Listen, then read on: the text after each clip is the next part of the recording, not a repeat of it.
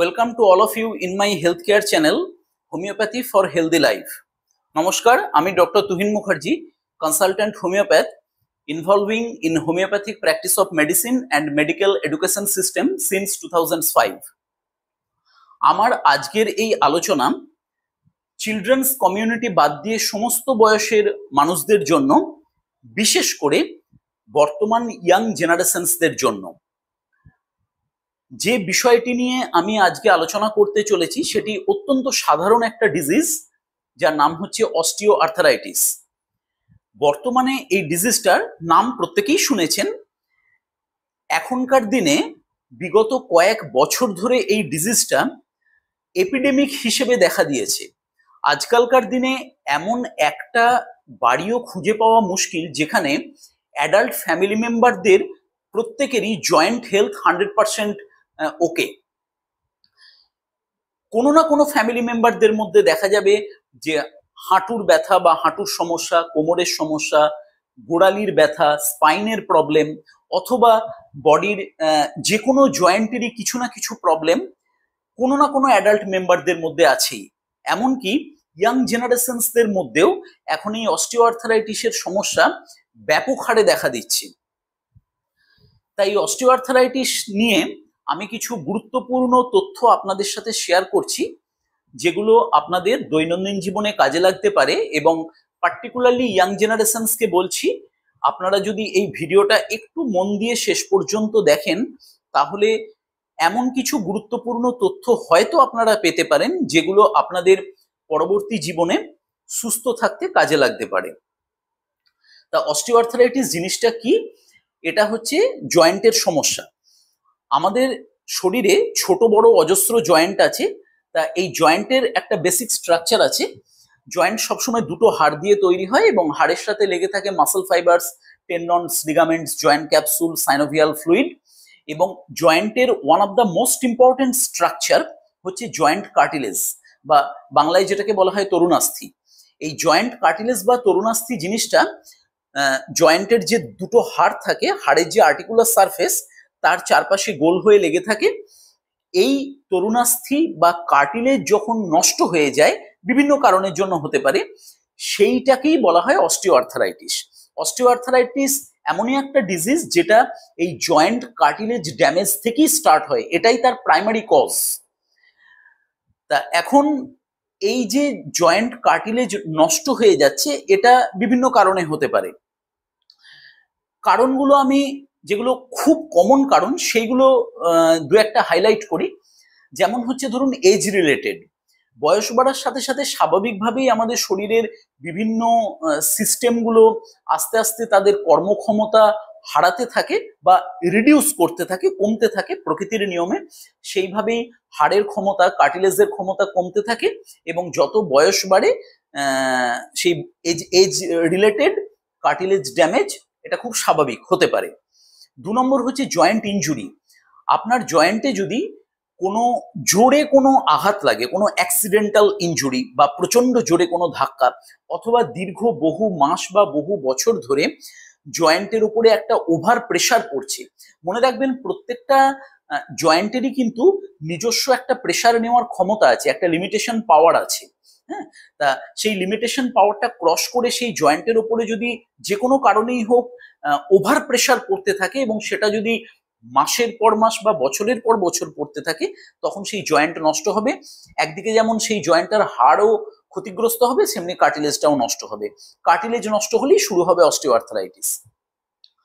আবার ধরুন যারা সেডেন্টারি লাইফ লিড করে, মানে সারা বছরই এমন কাজকর্ম করছেন যে বসে বসে কাজ, শরীরের নড়াচড়া বা মুভমেন্ট বেশি হয় না, এক্সারসাইজ করেন না, সেডেন্টারি লাইফস্টাইল বলা হয়, তাদের ক্ষেত্রে অস্টিও আর্থারাইটিসের প্রবণতা খুব বেশি।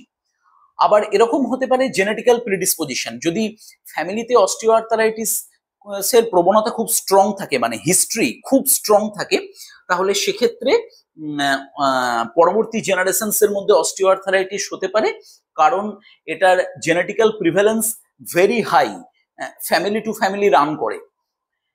তা এইগুলো হচ্ছে অস্টিও আর্থারাইটিসের খুব কমন কজ। আর অস্টিওআর্থারাইটিস যদি হয় তাহলে কি কি উপসর্গ বা সিমটমস হবে না, যে জয়েন্টে অস্টিওআর্থারাইটিস হয়েছে অর্থাৎ কার্টিলেজ ড্যামেজ হয়েছে সেই জয়েন্টের ভেতরে একটা ইনফ্লামেটরি কন্ডিশনস তৈরি হয় এবং তার ফলে দেখা যায় যে জয়েন্টের পেন হয় হাঁটাচলা করতে গেলে, অথবা ধরুন যে জয়েন্টটাতে হয়েছে সেই জয়েন্টটার যে কোনো রকম মুভমেন্টে পেশেন্ট একটা পেন ফিল করে, ব্যথা ফিল করে। জয়েন্টটাকে যদি আমরা হাত দিয়ে জোরে চাপ দিই তাহলে একটা টেন্ডারনেস থাকে, ভেতরে ব্যথা। আচ্ছা, তার সাথে জয়েন্টার যে কোনো রকম মুভমেন্টে একটা গ্রিটি সাউন্ড হতে পারে, একটা কড়কড়ে আওয়াজ, যেটাকে মেডিকেল টার্মের ভাষায় বলা হয় ক্রেপিটাস। এইরকম ধরনের একটা কটকট করে বা কড়কড় করে আওয়াজ হতে পারে, গ্রিটি সাউন্ড হতে পারে। তাছাড়া যদি কার্টিলেজ ড্যামেজ খুব বেশি হয় এবং ড্যামেজটা একটু অ্যাডভান্স স্টেজেতে চলে যায় তাহলে জয়েন্টার কিন্তু ডিসেবল হয়ে যেতে পারে, মানে জয়েন্টার সমস্ত ধরনের যে নর্মাল মুভমেন্ট সেটা রেস্ট্রিক্টেড হয়ে যেতে পারে। আবার একটা খুব কমন ফিচার্স হচ্ছে যে যে জয়েন্টটা এফেক্টেড হয়েছে তার স্টিফনেস আসে, যেটাকে আমরা বলি মর্নিং স্টিফনেস।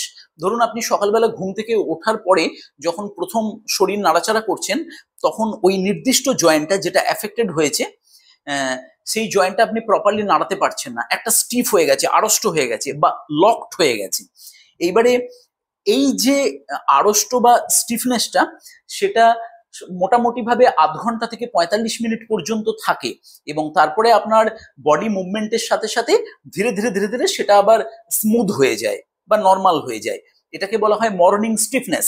এই জিনিসটা অস্টিওআর্থারাইটিসের ক্ষেত্রে একটা খুব কমন মানে লক্ষণ বা উপসর্গ। আবার যদি কার্টিলেজ ড্যামেজ খুব প্রাথমিক অবস্থাতে থাকে, মানে ডিজিজটা তার একদম প্রাইমারি স্টেজেতেই আছে, তখন ওই নির্দিষ্ট জয়েন্টটার উপরে যদি হাত দেওয়া হয় তখন একটা হালকা গরম ভাব লাগতে পারে, এটা ইনফ্লামেটরি সাইন্স। আবার জয়েন্টটার উপরে হালকা একটা লাল লাল ভাব হতে পারে, রেডনেস হতে পারে। কখনো কোনো জয়েন্ট আবার ফুলতেও পারে, এই ফোলাটা হতে পারে অল্প বা বেশি। ইনফ্লামেশন ভেতরে কতটা হচ্ছে তার উপরে নির্ভর করবে যে জয়েন্টটা কতটা ফুলছে। ফোলার কারণ হচ্ছে জয়েন্টের ভেতরে এক্সুডেটিভ ফ্লুইড জমা হয়, ইনফ্লামেশনের জন্য একটা জল জমে, সেটাকে বলা হয় এক্সুডেটিভ ফ্লুইড। সেটা যদি খুব বেশি জমে যায় তাহলে ওই জয়েন্টটা বেশি ফুলে যাবে, কম জমা হলে অল্প ফুলবে। তা এইগুলো হচ্ছে এর সাইন্স। তাই ডক্টররা এই সমস্ত সিমটমস এবং সাইন্স গুলো বাহ্যিকভাবে এক্সটার্নালি দেখে বা পেশেন্টকে জিজ্ঞাসা করেই বুঝতে পারেন যে ওই জয়েন্টটাতে অস্টিওআর্থারাইটিস হয়েছে বা হবার প্রবণতা আছে। তা এখন একটা জিনিস মনে রাখুন, অস্টিওআর্থারাইটিস কিন্তু আপনার শরীরে যে কোনো জয়েন্টেই হতে পারে। আমাদের শরীরে তো বিভিন্ন রকম জয়েন্ট আছে, লার্জ জয়েন্ট, স্মল জয়েন্টস, যে কোনো জয়েন্টেই হতে পারে। কিন্তু অস্টিওআর্থারাইটিস হবার প্রবণতা সবচেয়ে বেশি কিন্তু লোড বিয়ারিং বা ওয়েট বিয়ারিং জয়েন্টসে। লোড বিয়ারিং জয়েন্টস কোনগুলোকে বলা হয়? তিনটে। একটা হচ্ছে কোমর, হিপ জয়েন্ট, হাঁটু বা নি জয়েন্ট, আর গোড়ালি বা অ্যাঙ্কেল জয়েন্ট। এই তিনটে জয়েন্টকে আমাদের বলা হয় লোড বিয়ারিং বা ওয়েট বিয়ারিং জয়েন্টস। তার কারণ হচ্ছে আমাদের শরীরের যে ওজনটা, মানে নর্মাল ওয়েটটা, সেটা আপনি যখন দাঁড়িয়ে থাকেন তখন এই হিপ, নি আর অ্যাঙ্কেল এই তিনটে জয়েন্টের মধ্যে দিয়ে কিন্তু ফ্লোরে ট্রান্সফার করে। মানে আপনার শরীরের ওজনটা লোয়ার এক্সট্রিমিটিস এই তিনটে জয়েন্টের মধ্যে দিয়ে পাস করে, সেই জন্য এই তিনটে জয়েন্টকে বলা হয় লোড বিয়ারিং বা ওয়েট বিয়ারিং জয়েন্টস। সেই জন্য এই তিনটে জয়েন্টের ওপর কিন্তু আপনার শরীরের চাপ বা প্রেসার বা লোড সবচেয়ে বেশি পড়ে। সেই কারণে এই জয়েন্টগুলো এফেক্টেড হয় অস্টিওআর্থারাইটিসের সবার আগে বা সবচেয়ে বেশি শরীরের অন্যান্য জয়েন্টের তুলনায়। কিন্তু অস্টিওআর্থারাইটিস যে কোনো জয়েন্টেই হতে পারে। এইবারে সবচেয়ে গুরুত্বপূর্ণ যে কথাটা আপনাদেরকে বলে রাখি সেটা হচ্ছে এই যে অস্টিওআর্থারাইটিস জিনিসটা শুরুই হচ্ছে জয়েন্টের কার্টিলেজ বা তরুণাস্থির ড্যামেজের মাধ্যমে। এই কার্টিলেজ বা তরুণাস্থির ড্যামেজ যদি একবার শুরু হয়, যে কোনো কারণের জন্যই শুরু হোক না কেন, সেটা এজ রিলেটেড হতে পারে, শরীরের ওভার ওয়েটের জন্য হতে পারে, ওবেসিটির জন্য হতে পারে, লোয়ার এক্সট্রিমিটি জয়েন্টগুলোর ওপর দীর্ঘদিন ধরে প্রচন্ড রকম প্রেসার পড়ছে বডির ওয়েটের জন্য বা প্রচন্ড ভারী কাজ করার জন্য, অথবা জেনেটিক্যাল প্রিডিসপোজিশন হয়ে হতে পারে, অথবা সেডেন্টারি লাইফস্টাইলের জন্য হতে পারে। যে কারণগুলো আমি আগেই বললাম, যে কারণের জন্যই কার্টিলেজ ড্যামেজ শুরু হোক না কেন, একবার যদি কার্টিলেজ ড্যামেজ শুরু হয় তাহলে সেটা কিন্তু অনগোয়িং এবং কন্টিনিউয়াস প্রসেস, সেটা চলতেই থাকবে। এই কার্টিলেজ ড্যামেজ কিন্তু নিজে থেকে বন্ধ হয়ে কখনোই যায় না। শুধু বন্ধ হয়ে যায় না বললেই ভুল হবে, বর্তমান মেডিকেল সায়েন্সে এমন কোনো ওষুধ, মানে ওরাল মেডিসিনের কথা বলছি, খাবার ওষুধ এখনো পর্যন্ত আবিষ্কার হয়নি যে ওষুধটা আপনাকে কিছুদিন খাওয়ালে যে কার্টিলেজটা ড্যামেজ হয়েছে সেই কার্টিলেজটা আবার নতুন করে তৈরি হয়ে একেবারে নর্মাল ফর্মেতে ফিরে যাবে, বা আপনার স্বাভাবিক অবস্থাতে যেরকম ছিল সেই জায়গাতে ফিরে যাবে। এটা কিন্তু ওষুধ দিয়ে সম্ভব নয়। এরকম ওষুধ কোনো প্যাথিজেই আজ পর্যন্ত আবিষ্কার হয়নি। এবং এই কার্টিলেজ ড্যামেজ যদি একবার শুরু হয় তাহলে সেটা চলতে থাকবে। হ্যাঁ, কি করা যেতে পারে? কার্টিলেজ ড্যামেজ শুরু হওয়ার পরে, অর্থাৎ অস্টিওআর্থারাইটিস হওয়ার পরে আপনি যদি সঠিকভাবে চিকিৎসা করেন, ডাক্তারবাবুর পরামর্শ মতো ওষুধ খান এবং কিছু নিয়ম কানুন দৈনন্দিন জীবনে মেনে চলতে পারেন, তাহলে কার্টিলেজের যে ড্যামেজটা দ্রুত হচ্ছে সেইটাকে স্লো করা যেতে পারে। বা আপনি দৈনন্দিন জীবনে মোটামুটি ভাবে কিছুটা স্বাভাবিকভাবে হাঁটা চলা করতে পারেন, বা আপনার জয়েন্টের যে কষ্টগুলো আছে সেগুলো কিছুটা কমতে পারে, কিন্তু পুরোপুরি আপনি কখনোই সেরে উঠবেন না। সেই জন্য মেডিকেল সায়েন্সের ভাষাতে অস্টিওআর্থারাইটিসকে বলা হয় ইনকিউরেবল ডিজিজ। একবার শুরু হলে এই রোগ থেকে পুরোপুরি মুক্তির কোনো উপায় নেই, শুধুমাত্র ওষুধ খেয়ে ভালো থাকা যেতে পারে, অর্থাৎ প্যালিয়েটিভ ট্রিটমেন্ট বলতে আমরা যেটা বুঝি। তাহলে কি করা যেতে পারে? এখানে রাস্তা একটাই, সেটা হচ্ছে এই ডিজিজটাকে প্রিভেন্ট করা যেতে পারে। অস্টিওআর্থারাইটিসকে বলা হয় লাইফস্টাইল মডিফিকেশনস ডিজিজ, এবং এটা আপনার লাইফস্টাইলের কিছু সমস্যার জন্য এই রোগটা আপনাকে আক্রমণ করে। আপনি যদি আপনার দৈনন্দিন জীবনে কিছু পরিবর্তন আনতে পারেন, এবং সেটা প্রথম থেকে, মানে 40-50 বছর বয়সে যাওয়ার পরে নয়, একদম ইয়াং এজ থেকেই আনতে পারেন, এবং কিছু জিনিস যদি মেনে চলতে পারেন, এই রোগটা আপনাকে কোনোদিন অ্যাটাক করবে না। মেডিকেল সায়েন্সের একটা খুব বড় কথা আছে, prevention is better than the cure. এই কথাটা আমি এর আগের অন্য ভিডিওতেও বলেছি। তা এই অস্টিওআর্থারাইটিস হচ্ছে সেই ধরনের একটা ডিজিজ যেটাকে আপনি সম্পূর্ণরূপে প্রিভেন্ট বা প্রতিরোধ করতে পারেন, কিন্তু একবার যদি রোগটা আপনার শরীরে চলে আসে তাহলে সেখান থেকে কিন্তু ওরাল মেডিসিন দিয়ে সম্পূর্ণরূপে সুস্থ হবার রাস্তা নেই। তা আপনি কি কিভাবে রোগটাকে প্রিভেন্ট বা প্রতিরোধ করতে পারেন, এইটাই আজকের এই ভিডিওতে আমার সবচেয়ে বড় উদ্দেশ্য, এই জিনিসটাই ডিসকাস করার জন্য। তা আমি কতগুলো পয়েন্ট হিসেবে আপনাদেরকে বলছি। নাম্বার 1, প্রথমেই ওয়েট ম্যানেজমেন্ট করুন। চেষ্টা করুন আপনার শরীরের ওজন সঠিকভাবে বজায় রাখার অ্যাকর্ডিং টু ইওর এজ। বয়সের সাথে সাথে শরীরের ওজনের পরিবর্তন হয়, এবং আপনি বর্তমানে যে বয়সে দাঁড়িয়ে আছেন সেই বয়সে আপনার শরীরের ওজন নর্মালি কতটা হওয়া উচিত সেইটা আপনি ক্যালকুলেট করুন এবং ওজনটাকে মেনটেন করার চেষ্টা করুন। যদি আপনি ওভার ওয়েট হন বা ওবেজ হন, তাহলে অবশ্যই কিছু নিয়ম কানুন মেনে শরীরের ওজনকে স্বাভাবিক অবস্থায় আনুন, কারণ শরীরের ওজন যদি বেশি থাকে তাহলে আপনার কার্টিলেজ ড্যামেজ অত্যন্ত দ্রুত হবে এবং আপনার অস্টিওআর্থারাইটিস থেকে বাঁচার কোনো সম্ভাবনা নেই। এবারে আপনি জিজ্ঞাসা করতে পারেন যে আমার ওজন কতটা হওয়া উচিত, এটা আমি বুঝবো কি করে? এটার জন্য একটা খুব সহজ রাস্তা আছে, সেটাকে বলা হয় বেসাল মেটাবলিক ইন্ডেক্স বা বিএমআই। এই বিএমআই আপনি ক্যালকুলেট করবেন কিভাবে না, প্রথমে আপনার শরীরের ওজনটা মেপে নিন, কিলোগ্রামে কত ওজন হচ্ছে ওয়েট মেশিনে মেপে নিন, আর আপনার হাইটটা দেখে নিন মিটারে। এইবারে এই আপনার ওজন অর্থাৎ কিলোগ্রামে যে ওজনটা হচ্ছে সেইটাকে আপনার হাইটের স্কোয়ার দিয়ে ভাগ করুন, মানে কেজি বাই মিটার স্কোয়ার। সেইটা দিয়ে ভাগ করলে যে নাম্বারটা আপনি পেলেন, যে সংখ্যাটা পেলেন, সেইটাই হচ্ছে আপনার বিএমআই বা বেসাল মেটাবলিক ইন্ডেক্স। মনে রাখুন, এই বেসাল মেটাবলিক ইন্ডেক্স যদি 18.5 থেকে 24.9 হয়, ঠিক আছে, আবার বলছি 18.5 থেকে 24.9 এই রেঞ্জের মধ্যে আপনার যদি বেসাল মেটাবলিক ইন্ডেক্স থাকে, তাহলে বুঝতে হবে আপনি স্বাভাবিক ওজনে আছেন। আপনার বয়স এবং উচ্চতা অনুসারে আপনার যা ওজন হওয়া উচিত আপনি তার মধ্যেই আছেন। এবারে বেসাল মেটাবলিক ইন্ডেক্সের ভ্যালু যদি 18.5 এর কম হয় তাহলে আপনি আন্ডারওয়েটে আছেন, মানে আপনার ওজন কম, একটু বাড়াতে পারলে ভালো। যদি বেসাল মেটাবলিক ইন্ডেক্স 24.9 এর উপরে হয় তাহলে আপনি ওভারওয়েটে আছেন। আর বেসাল মেটাবলিক ইন্ডেক্স যদি 30-র উপরে চলে যায়, 30 অথবা 30-র উপরে, তাহলে আপনি ওবেজ, সেক্ষেত্রে আপনার বডি ওয়েট অস্বাভাবিক বেশি এবং আপনাকে ওজন কমাতে হবে।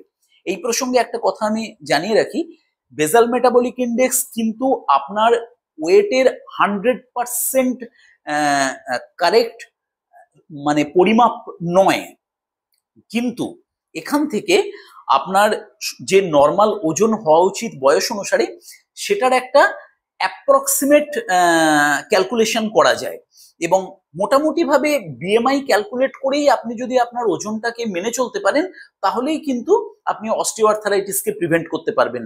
এটুকু মোটামুটি নিশ্চিতভাবে বলা যায়, আমাদের ক্লিনিক্যাল এক্সপিরিয়েন্সেও আমরা সেটা দেখেছি। এইটা হলো ওয়েট ম্যানেজমেন্ট, ভীষণ জরুরি। সবসময় বডি ওয়েটকে নর্মাল রাখার চেষ্টা করুন অস্টিওআর্থারাইটিসকে প্রিভেন্ট করার জন্য, এবং এটা আপনাকে থ্রু আউট দ্য লাইফই চেষ্টা করতে হবে। 2 নম্বর পয়েন্ট হচ্ছে রেগুলার লো ইম্প্যাক্ট এক্সারসাইজেস। চেষ্টা করুন সেডেন্টারি লাইফস্টাইল থেকে বেরিয়ে এসে, সেডেন্টারি লাইফস্টাইল মানে হচ্ছে বসে বসে কাজ, আপনি সারা বছরই যে সমস্ত কাজ করেন বা এমন একটা লাইফস্টাইল মেনটেন করেন যেখানে আপনি বেশিরভাগ সময় বসে আছেন, হ্যাঁ, মানে আপনার বডির মুভমেন্ট বা এক্সারসাইজ একেবারেই হয় না, এই ধরনের সেডেন্টারি লাইফস্টাইল থেকে আপনাকে বেরিয়ে আসতে হবে। প্রত্যেক দিন কিছুটা সময় বার করে নিয়ে চেষ্টা করুন কিছু লো ইম্প্যাক্ট এক্সারসাইজ করতে। লো ইম্প্যাক্ট এক্সারসাইজ কথাটার মানে হচ্ছে যে এক্সারসাইজগুলো জয়েন্টের উপরে অত্যধিক বেশি চাপ ফেলে না, বিশেষ করে লোয়ার এক্সট্রিমিটি জয়েন্টের উপরে, হাঁটু, কোমর, গোড়ালির উপরে। যেমন আপনি কিছুক্ষণ ধরে সাইক্লিং করতে পারেন, বাইসাইক্লিং, বা আপনি সুইমিং করতে পারেন, ফ্রি হ্যান্ড এক্সারসাইজ করতে পারেন বাড়িতে বসে, হ্যাঁ, জোরে জোরে হাঁটতে পারেন। ওয়াকিং হচ্ছে অত্যন্ত ভালো একটা এক্সারসাইজ, সেটা আপনি যদি সারা বছর মেনটেন করতে পারেন। এই ধরনের কিছু exercise, cycling, swimming, walking, free hand exercise, এবং এটা কিন্তু আপনাকে 365 দিনই করতে হবে। হঠাৎ করে আপনি একদিন শুরু করলেন বন্ধ করে দিলেন তাতে কিন্তু কোনো উপকার হবে না। এইগুলোকে বলা হয় লো ইম্প্যাক্ট এক্সারসাইজ। এই এক্সারসাইজ বা ব্যায়ামগুলো আপনি যদি সারা বছর নিয়ম করে করে যেতে পারেন আপনার বডি ওয়েট কন্ট্রোলে থাকবে, এবং জয়েন্টের যে স্বাভাবিক যে মুভমেন্ট বা তার যে ইন্টারনাল স্ট্রাকচার সেগুলোর যে কর্মক্ষমতা সেটা ঠিকঠাকভাবে মেনটেন হবে, এবং এগুলোর জন্য কিন্তু অস্টিওআর্থারাইটিসকে খুব ভালোভাবে প্রিভেন্ট করা যাবে। 3 নম্বর যেটা পয়েন্ট সেটা হচ্ছে অ্যাভয়েড জয়েন্ট ইনজুরি। অবশ্যই চেষ্টা করবেন যে আপনার জয়েন্টে, যে কোনো জয়েন্টেই যেন প্রচন্ড জোরে কোনো আঘাত না লাগে।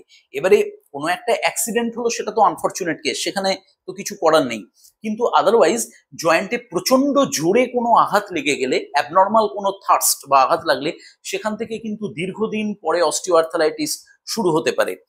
কারণ জয়েন্টে অত্যন্ত জোরে আঘাত লাগলে কার্টিলেজের মধ্যে একটা বায়োকেমিক্যাল চেঞ্জ হয়, এবং আমাদের কার্টিলেজ দুটো জিনিস দিয়ে তৈরি হয়, একটা হচ্ছে কোলাজেন ফাইবারস আর প্রোটিওগ্লাইকান মলিকিউলস বলে একটা প্রোটিন ম্যাটেরিয়ালস আছে। এই দুটো একসঙ্গে জুড়ে স্টাফড হয়ে কার্টিলেজটা তৈরি করে, এবং তার মধ্যে কিছু কোষ থাকে, মানে কার্টিলেজিনাস সেলস, যেগুলোকে মেডিকেল টার্মে কন্ড্রোসাইটস বলা হয়, সেরকম কিছু কোষ কার্টিলেজের মধ্যে থাকে। তা প্রচন্ড জোরে আঘাত লাগলে কি হয়, এই কার্টিলেজের মধ্যে কিছু বায়োকেমিক্যাল চেঞ্জ হয়, এবং যে চেঞ্জটা কিন্তু পার্মানেন্ট, এবং সেখান থেকে কার্টিলেজ ড্যামেজ একবার স্টার্ট হয়ে গেলে সেটাকে আর বন্ধ করা যায় না, সেটা আনকন্ট্রোলড ওয়েতে চলতে থাকে। তা জয়েন্টের উপরে প্রচন্ড জোরে যাতে আঘাত না লাগে সেইভাবে সতর্ক থাকুন, সেটা যে জয়েন্টই হোক না কেন। আর হচ্ছে দীর্ঘদিন ধরে কোনো জয়েন্টে, বিশেষ করে আমি হাঁটু, কোমর, গোড়ালি এই জয়েন্টগুলোর কথা বলছি, যাতে ওভার প্রেশার না পড়ে সেই জিনিসটার দিকে নজর রাখুন।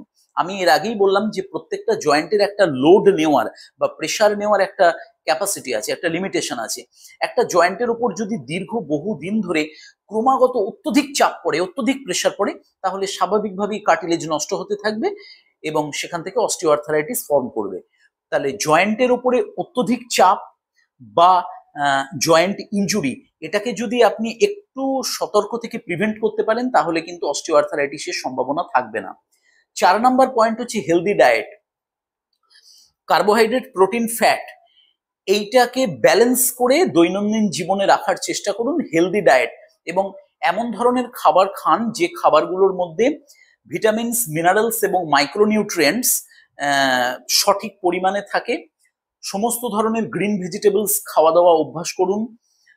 ট্রান্স ফ্যাট এবং স্যাচুরেটেড ফ্যাট অর্থাৎ ভাজাভুজি বা ফাস্ট ফুড এগুলোকে যতটা সম্ভব কম খান বা যতটা সম্ভব এড়িয়ে চলুন।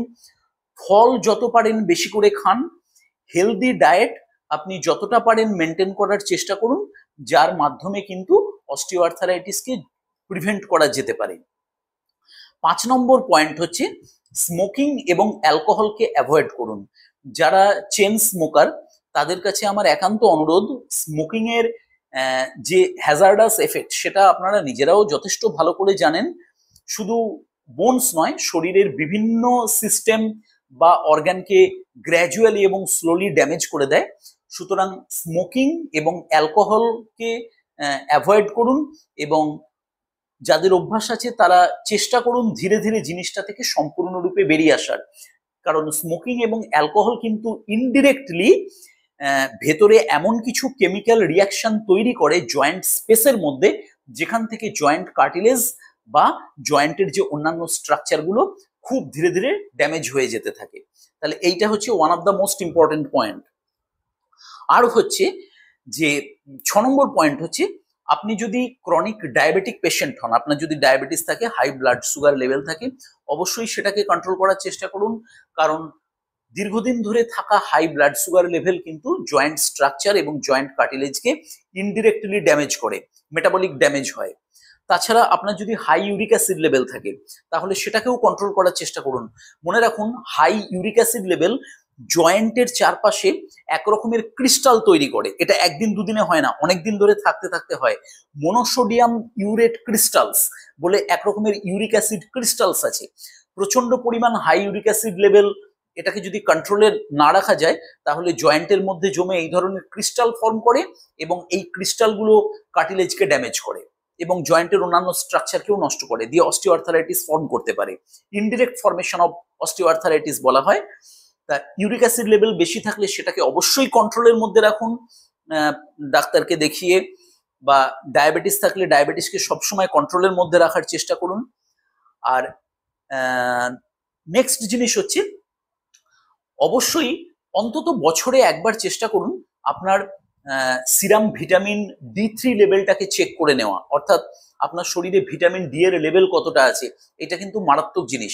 মনে রাখবেন, ভিটামিন ডি আর ক্যালসিয়াম এটা কিন্তু আমাদের হাড়ের প্রধান উপাদান। এই দুটো ছাড়া হাড় কিন্তু নষ্ট হয়ে যাবে, এই দুটো যদি ডেফিসিয়েন্সি হয়। এবং বর্তমান দিনে আমরা আমাদের ক্লিনিক্যাল এক্সপিরিয়েন্সে দেখতে পাচ্ছি যে অ্যাডাল্ট পার্সনসদের মধ্যে, অনেক সময় ইয়াং জেনারেশনসদের মধ্যে প্রচুর দেখা যাচ্ছে ভিটামিন ডি এর প্রচন্ড অভাব। কারণ প্রপারলি তাদের রোদটা লাগে না, সানলাইট এক্সপোজার তাদের অনেক ক্ষেত্রেই হয় না, বা অন্যান্য কিছু কারণ থাকে, তার জন্য ভিটামিন ডি এর শরীরে অভাব থাকে। এবং এই ভিটামিন ডি এর অভাবের জন্য বোনস ড্যামেজ এবং কার্টিলেজ ড্যামেজ কিন্তু প্রচন্ড বেশি হয়। সুতরাং ভিটামিন ডি চেক করে রাখুন, এটা ব্লাড টেস্ট। যদি দেখা যায় যে নর্মালের থেকে আপনার ভিটামিন ডি রক্তে কম আছে, তাহলে অবশ্যই আপনাকে ভিটামিন ডি সাপ্লিমেন্ট খেতে হবে। শরীরে প্রতিদিন আর্লি মর্নিং সানলাইটটা কিছুক্ষণ ধরে লাগাতে হবে, কারণ সানলাইট আমাদের স্কিনে পড়ে স্কিন থেকে ভিটামিন ডি তৈরি হয়। সুতরাং ভিটামিন ডি সবসময় আপনার রক্তের মধ্যে স্বাভাবিক রাখার চেষ্টা করুন, না হলে কিন্তু অস্টিওআর্থারাইটিসের প্রবণতা প্রচন্ড বেড়ে যাবে।